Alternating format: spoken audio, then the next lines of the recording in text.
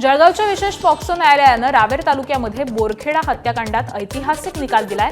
October 2020 मध्ये अल्पवयीन बहिणीवरती अत्याचार करून तिच्यासह तिच्या तीन लहान भावांची हत्या करणाऱ्या दोषी महेंद्र बारेलेला न्यायालयानं फाशीची शिक्षा सुनावली आहे आणि विशेष सरकारी वकील ॲडव्होकेट उज्ज्वल निकम यांचा रेअरेस्ट ऑफ रेअर असा भक्कम युक्तिवाद ग्राह्य धरत न्यायाधीश SR यादव यांनी हा निकाल दिलाय।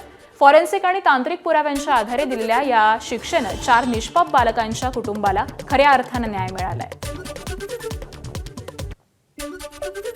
आरोपीने या लहान मुलांचा खून केलेला आहे, याला फाशीपेक्षा कमी शिक्षा दिली तर समाजात एक अतिशय चुकीचा संदेश जाईल आणि त्याच्यामुळे देखील आपल्याला कठोरात कठोर शिक्षा द्यायला हवी।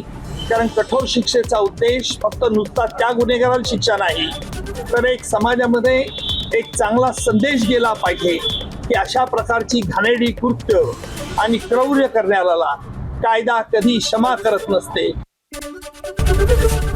ABP माझा, उघडा डोळे बघा नीट।